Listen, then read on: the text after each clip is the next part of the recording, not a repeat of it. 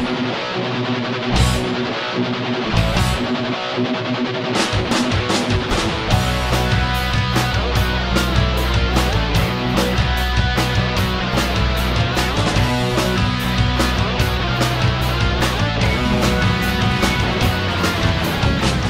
welcome back to another episode of Ride and Steel. Todd Sanders here. It's July 15th. It's a double dip weekend for Ride and Steel. Yesterday we were covering Pam Pyre's Wounded Heroes Ride out of Scarborough, Maine. Today we are here in Acton, Maine at Iron Tail Saloon. The reason we're gathered this Sunday, beautiful Sunday, is for the Brad Ferguson Memorial Ride. Brad Ferguson died recently in an automobile accident, unfortunately. We are here today to help raise funds for his fiancée Amanda and their 4 children. So we'll be taking a scenic ride through western Maine. We'll be headed over to New Hampshire to Hog's Pen for a little gathering there before we return back to Maine here at Iron Tail. So when we come back from these messages from our sponsor, we'll meet Amanda and we'll talk a little bit about Brad and today's ride. Yeah. Welcome back to Ride and Steel. With me I have Leanne Banville. You are the organizer of this event. You also have a direct connection. You're related to Amanda. Right. I'm her aunt. Auntie Lee, as they call me. Tell us a little bit about the reason we're here today. We're here today to take a ride in memory of Brad. He was taken from us way too early. I'm gonna cry. Okay, that's okay. In April, left behind Amanda and 4 beautiful kids, and it's tough for a single mom. So we're here to raise money for the kids and Amanda to have a good life, I guess. And how long ago was the accident? In April. So it's very recent. Yes. Tell us a little bit about the ride. We'll turn the tables a little bit here and go to the more enjoyable thing, the ride today. Tell us a little bit about where we were starting here at Iron Tails. Yep. How accommodating have they been? Oh, Greg and Lori have been fabulous. Anything we needed, they were there. I've grown up with Lori. We were neighbors when we were kids, so I mean, it was great for them to offer this place. We're very happy. So a lot of connections here with the people that are riding. Yes, very. Where's the ride going to take us? Hog's Pen. I believe it's in Rochester, New Hampshire. Farmington, I think. Farmington, okay. Been there once or twice. Okay. That's a nice venue, too, and how accommodating were they having you ride in there? Honestly, I don't know much about them, but they work with Iron Tails a lot, and they've been very accommodating to them, so I'm sure we'll get there and we'll say our thanks and appreciation. Now, does the ride stop there, or will we be returning here as a group to Iron Tails? Yeah, we will go up there, be about an hour ride, probably stay about an hour, and then head back for 1 o'clock for the band's going to start, sell some raffles and 50/50s, and we got a lot of great prizes to give away. Great. And it looks like you got, first time organizing an event like this? I am. Not easy. Usually I help out on fundraisers. I'm not the one organizing it, but we did it. We ran with it, and I think it's a success. Yeah, it is. And I mean, it looks like, we do these things all the time, so it looks like it's well organized. So we're looking we got a beautiful day. That's the one thing you don't have control of when you're an organizer of an event like this. Can't control that, but not a cloud in the sky, so I think we're all set. Okay. She can talk. It's okay. That's my daughter. She's out of frame. There is a child down there. Corey, look at the camera. Can you say hi? Yeah. You're going to have to lift her up probably. But that's all right. I'll let you talk to him. No, well, a minute. You want to stay up here when Amanda comes up? Because I know it'll probably be emotional for her as well. Yeah, I will. Okay. And we're going to have Amanda come up. With me now I have Amanda. Yep. And before I put you on the spot, I'm going to go right down the line here and figure out who we have here. So do you guys mind talking to me? You can tell me your names? Can you tell me your names when I give you the mic or when I go by? What's your name, dear? Bella. What's your name? Tessa. And your name? Janelle. And? Princeton. Amanda, tough situation to be here. Yep. Obviously, and I know it's an emotional day for everyone involved. Tell us a little bit about Brad. He was amazing fiance, father, everything. He just loved life, hunting, fishing, sports, everything. Now, did he ride? No. But he'd be appreciative of people gathering today? Yes, definitely. Do you ride? With my dad, I am today. There we go. Hey, that's unfortunate. That's the reason. But if your daughter can ride with her father any day, that's a good thing. Yes, I'm excited. I want to say thank you to everyone that came out today to support me and the kids and be here for Brad. And how about this young lady over here? And she's amazing. Thank you so much. I love you, Aunt Leanne. I love you too. Are there other fundraiser events going on for Brad in Brad's memory? We did. We already had 2 other benefits for him. And they already passed, but this is the last one that we're doing. Okay. Now, I guess I should ask you this question. Will this become an annual ride? Putting you on the spot. You want to get through the first one and make sure it's successful? Yeah, let's get through the first one, but yeah, I think it was a little bit easier than I thought it was going to be. And yeah, I'm aboard. If everybody else is aboard, why not raise some money and maybe, put some get them some bank accounts of some college when they get older, and you know, that's what I'm looking forward to. Anything else you want to add? With me now I have Dave George, the road captain for today's ride. We talk to road captains all the time. Tell us a little bit about what the responsibilities you see yourself having today. Okay. Sometimes we get way too much credit because Leanne and the folks that you already spoke to have done the lion's share of the work in terms of getting sponsors and stuff like that. But it's my job as the ride coordinator to design the route, decide where we're going, how we're going to get there, try and make it as safe as possible. Try and take as many right turns as you can because left turns are problematic. But and non-bikers won't understand that, but that's a good keep point. Making right turns all day, or you're a reverse NASCAR and you don't really go anywhere. So you got to take some lefts. But yeah, it's my job to design the route, lead the ride, deploy road guards where we need them, get everybody in and out safely as we can. Try and make sure everybody has a good ride. You mentioned NASCAR. Big NASCAR event going on over New Hampshire today. Is there any concern about the traffic from that, or are we going to be all right? No, we're all set. We're all set. Great. Well, we're going over to Farmington to the Hogs Pen and stuff. It's a great place. Appreciate you taking the time to talk to us. Appreciate your efforts today, and hopefully it'll be a safe ride for everyone. Appreciate you guys coming to cover the event. Thank you very much. I want to thank Lena Ryan, who comes to our bike nights in Freeport at Buck's Naked Barbecue, for bringing this ride to our attention. And also to thank Leanne for all the work that she's done to put this together for this beautiful family that we just met up here. So ride safe, everybody. Thank you very much, and have a great day.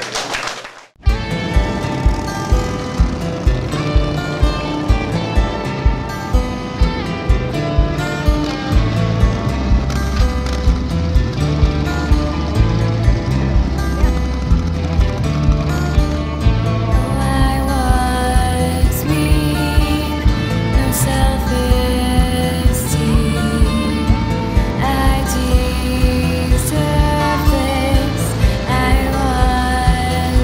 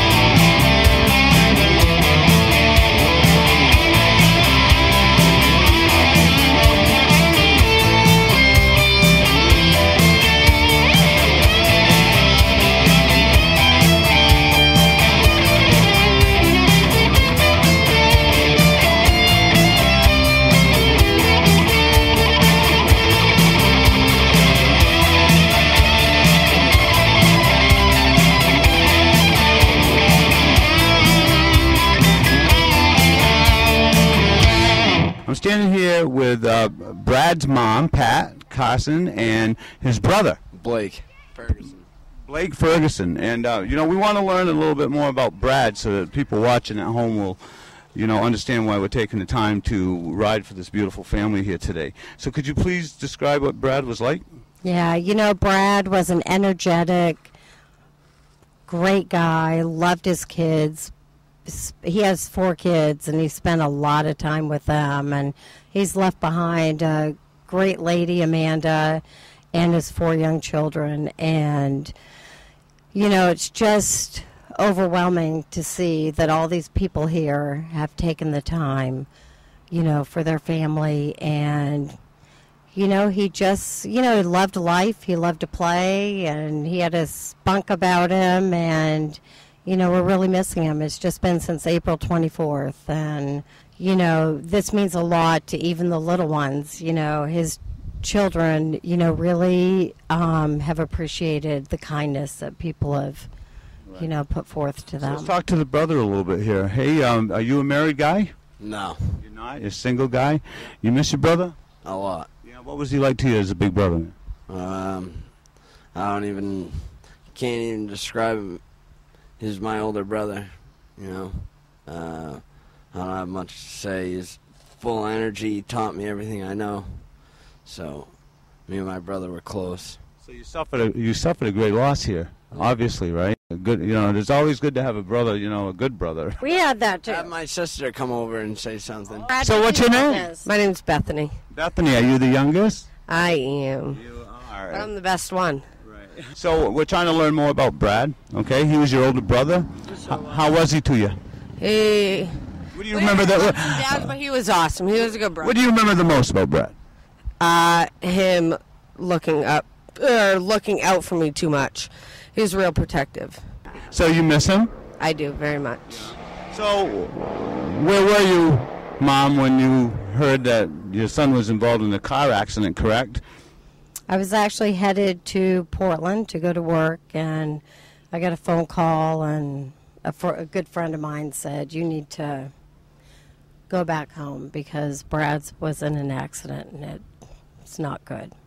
So we stayed there with Amanda on a side street, and while they, you know, we knew it was him, but it took them a long time. It was a tragic accident, just a random, you know.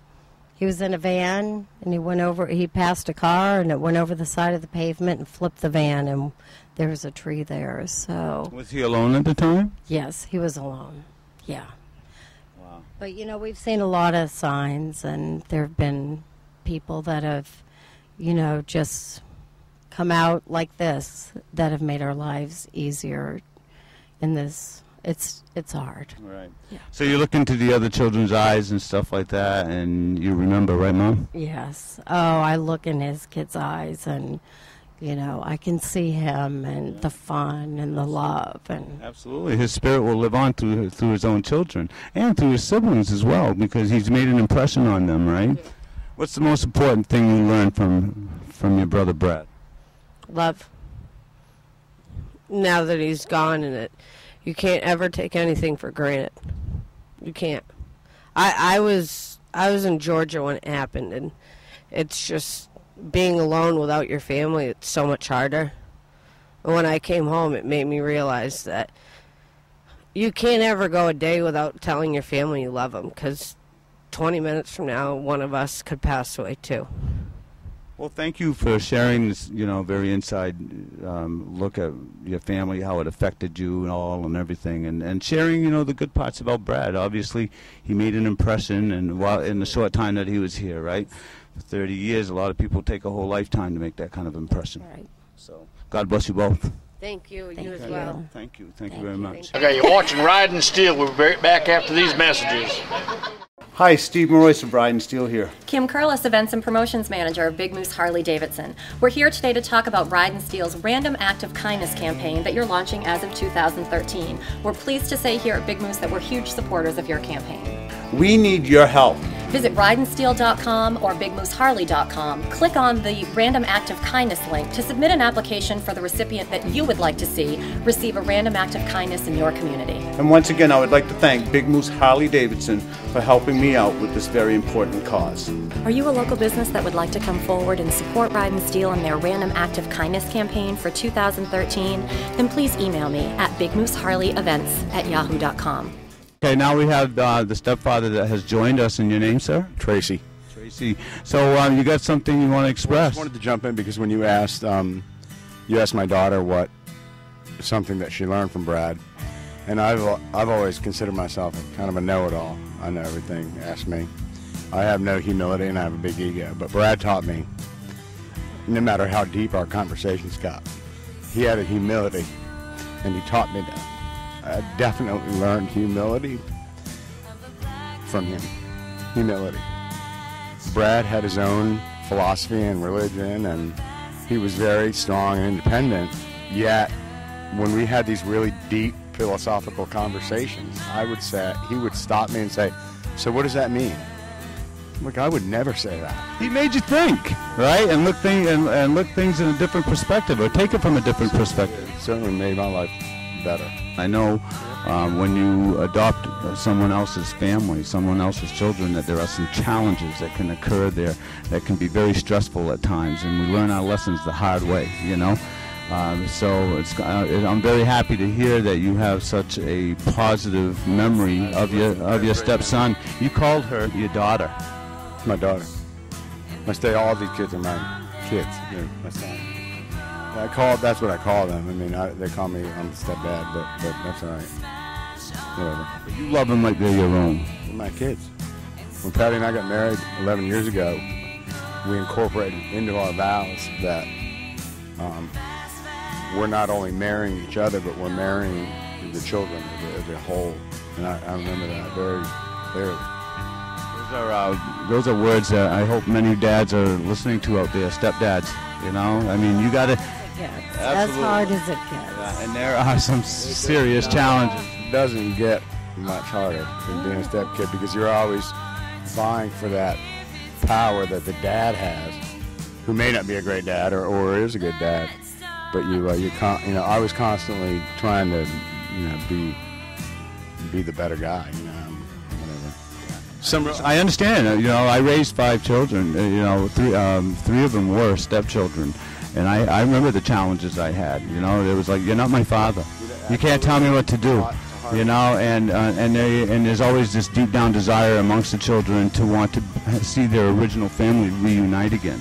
And you feel like you're always on the outside looking in. And so I know what you're going through or what you went through. To offer a little, hopeful inspiration here. They've grown up, they've moved on, and they have turned out to be wonderful adults, and they're hardworking, they have families of their own, and all of those arguments that we used to have in the past have been forgotten. Yes. Same with Brad. That was the same thing. He was a hard worker.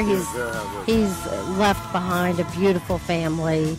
They say when you grieve and you lose someone, a big part of the process is letting go of things. So every time I drive down the road that he crashed, about half the 3-mile road, and every time I drive by, I'd give him, the peace signs, hey man, love you, give him the fist. So I was coming home one night, and I'm driving down the road, 45 on my bike, and I always look for it, and I was kind of noticing that things had grown up a little bit. It's more, things were more plush, it was more green and stuff, and I was looking, and before I knew it, I had passed where he crashed. And that was Brad telling me that it's okay. Because I went by and I said, sorry, man. Oh, you did that on purpose. So it's okay. So I'm out. Thank you. Thank you so much. Yeah. So you're watching Ride and Steel and the ride for Brad Ferguson.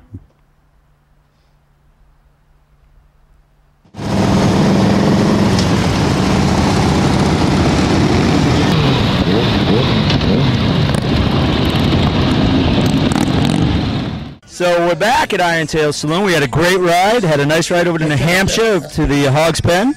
And we've got a motorcycle demonstration team that's going to be demonstrating some stunt riding here for us in the parking lot of Iron Tails. What do you guys think? Your first ride that you pulled together, obviously for a tragic reason, but still a great day. People showed up, had a great time. It was a successful ride. No one got injured on the ride, which is always a good thing, especially on those. We took a lot of roads, rides we usually go on interstates or major routes. We were taking some really small winding roads with tree canopies over us, which was really refreshing in the temperatures. But what do you guys think about the first event? Yeah, I'll turn it over. Who wants to speak first? I will. It was inspiring. I lost my son, and Amanda lost her partner, and they lost their dad, and it was an inspiring ride to think that all these people came out. The money that we raise is good. You got a lot of donations in there, a lot of great charity. But you mentioned the same thing that I hit on every run that we do. It's the gratification of people showing up who didn't even know your son, your fiance, your soon-to-be nephew. I mean, they just did not know this person, but yet it's the emotional lift that I guess you get. And this was really fairly recent. It was April 24th, and look at this sweet family. Yeah. They're beautiful, and he was a great man, and we miss him, and we love him, and we're so grateful for what everybody has come out to do today. Take the mic. You take the mic. Say, Belle. What do you want to say? Thank you for everybody that came to support our family. She doesn't want it as much as you do. Well, guys, thank you for inviting us down. I guess it was Len, our friend of Riding Steel, who made us aware of this ride. We enjoy the rides. We enjoy the ride getting here to Iron Tails and the hospitality that we've had. So we appreciate you guys making us feel as welcome as we have. So hopefully we'll see you next year. Look forward to it.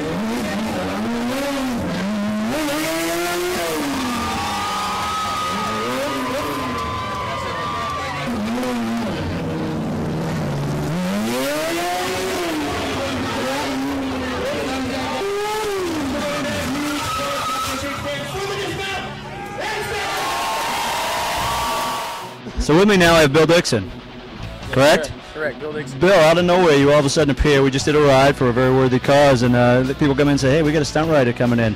What makes you, I know you were up, I guess, in Maine doing, Steve Reynolds had a thing up at Reynolds Motorsports. Right, I was over at Reynolds Motorsports. They brought me up here, they paid my way up here and basically hired me to do a show on Saturday. And then when I came out to the lake with my friends on Saturday night, they were all telling me about this event, and once I heard about it, I was like, yeah, I should go up there and do a show. There a bunch of people are coming out. It's a good, it's a good cause, so that's why I came out. People over there saying that's amazing. I've never seen anything like that. You see it on TV, but I think until you see it in person, it's amazing. How long have you been doing stuff like that? I started in '99. My brother kind of got me into it, and at first I just started doing it just to show off in front of my friends, and they were like, hey, you're good at this. You should go compete. And then when I found out other people were even doing it, because I had no idea, and they were way better than me, I just decided I wanted to be the best. So competitive juices to have flowing. Yeah, that's from my father. He was a drill sergeant growing up. He was really tough on me, but he really raised me right, and that's why I do the things that I do. And I believe that's the reason why I've been the champion for the last 3 years. Again, I think it was great that you took the time to do this. Hopefully you can hang out and go see some of the people, because I know they were all sitting there I think they were silent because they were in shock there at the beginning, but amazing. Amazing. Thank you.